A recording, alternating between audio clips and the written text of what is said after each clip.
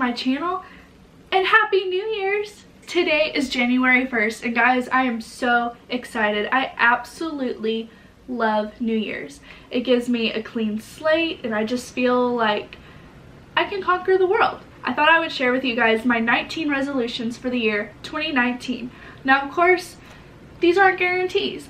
A lot of times I make resolutions and I don't always keep every single one of them, but I try to because it feels like it gives me goals and something to kind of shoot for and chase after. I divided my 2019 resolutions into 4 categories. I have health, hobbies, lifestyle, and work. First, I'm going to start with health. My first one is an obvious one. Plan on buying more at the grocery store so I'm less likely to go out and eat lots of greens, vegetables because I'm awful with vegetables, and just keep everything real fresh. My second one is going to be exercise. I want to really establish an exercise routine. I'm going to do Body Boss, which I have seen, I think, like 2 years on my Facebook page. I feel like if I've seen it for this long, maybe I'm meant to kind of, you know, try it out. I just want to get myself into a routine. And Body Boss seems like the perfect way to go. They're only like 20-minute workouts 3 days out of the week.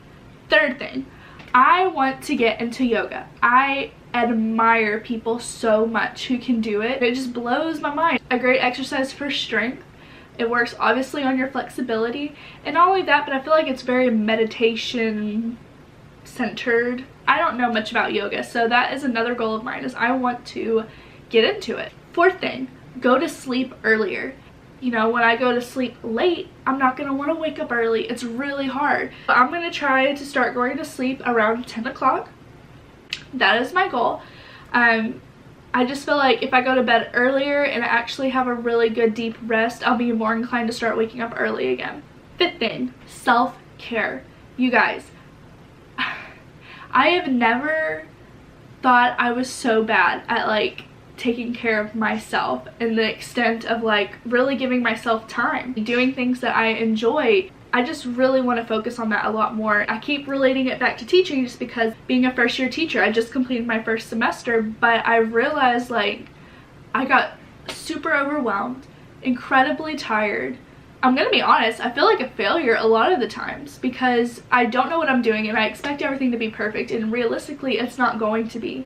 But then I think that I'm doing something wrong. So I'm having to learn that I really need to give myself time and really take care of myself. Whether that means I'm gonna go splurge and get my nails done, get my hair done, you know, go to the spa or take a bubble bath or read a book for like 30 minutes and not feel guilty about it, then that's something I'm going to do because my gosh, you guys, self-health is so important. Moving on to the next category, I have hobbies. It kind of falls into that self-care thing. I realized when I started focusing solely on teaching and coaching, I literally had time for nothing else. I did not want to do anything. The 2 hours I maybe had at night, I sat on this couch and watch Netflix. And don't get me wrong, a girl needs that every once in a while, but at the same time, I don't want to sit on my couch every night. So with that, I'm going to go to number 6. It's kind of focusing on YouTube. I just started this. I want to film videos that I want. You know, if it just means me sitting here talking to you about the stresses and anxiety and overwhelming aspect of teaching, then I'm gonna do it. If I want to film, you know, me getting ready and beauty and travel and all those things, I'm gonna do it. I have no expectations with this channel. It is purely just a way for me to, I don't know, have an outlet, a stress reliever, something fun, a hobby for me to do. Number 7. As far as filming, I want to upload on a schedule. I'm kind of just sporadic. Like, I'm thinking of ideas here. Ooh, maybe I can do that. So I'm going to try to post 1 video a week, probably on Sunday. Number 8, I want to read more. Whether that is an actual physical book or using Audible, which, oh my gosh, I love, especially when I'm in my classroom and I'm trying to get work done or something, like just cleaning or organizing or setting stuff up for the next day.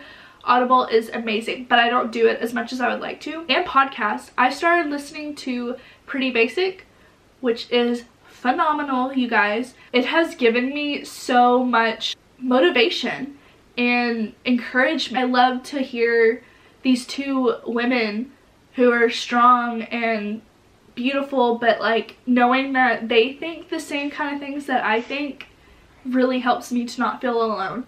Number 9, I want to get back into my design. Before I was a teacher, for 2 years, I was a graphic designer. I actually graduated with a bachelor's degree in painting and a minor in graphic design. And after you go through a very intense 4 years of doing art, specifically how someone else tells you, it never gave me that freedom to do what I wanted to do and to create what I wanted to create. I was having to do what everyone else wanted, and then when I would get home, the last thing I wanted to do was art, which had always been a passion of mine. Moving on to the next category, it is lifestyle. Number 10, take advantage of every day. As human beings, I know we tend to take each day for granted, and I don't want to do that. And I'm not saying everyone does. There are times that I definitely do really seize the day. Number 11 is to stay organized. So I'm a pretty well organized person already, so when I say this, it's mainly keeping like my life organized. I'm really good at cleaning and stuff like that and keeping my house pretty organized, but I want to do it more in a life aspect. Number 12, positivity. This is something I'm working on really hard when it comes to myself. I'm really good about being positive and encouraging other people, but I am not that type of person when it comes to myself, and I really want to. 13, save money. Be on a budget. You guys, it's easy to kind of get caught up and like, you know, when you're starting to have money for the first time and you're adulting and there's all these things that you're like, ooh, I can get that. Ooh, I want to get that. It kind of turns into a dark hole pretty fast. 14, make new friends. Because all of my friends were in Abilene or they're all in Dallas and Fort Worth, and when I lived back there in our college town, I could literally just text somebody and they walk over to my house, and I got really used to that. And then coming here, I don't have that. And I didn't realize how hard it was going to be to not have just that one person to talk to. 15, travel. Dylan and I want to travel so bad. Now is the time to do it. We're both young, we're in our 20s, and we have no kids, but this is the time to really take advantage of those things. 16, minimalization. I want to minimalize things in my life, material objects. I'm a really big person when it comes to collecting things, but not getting rid of old things. So I always want to get something new, and then I just kind of, you know, push the other stuff to the side. All right, going on to our last category, work. Number 17, I want to stay up to date on emails. So I have 3 emails. I actually have more than that, but like my other one is like, I have a junk email, like shopping, you know, stuff like that. And so it's really easy to just see like the notification on my phone and be like, oh, okay, that's not important, and just leave it. But then, you know, they start to stack up a little bit and you're kind of like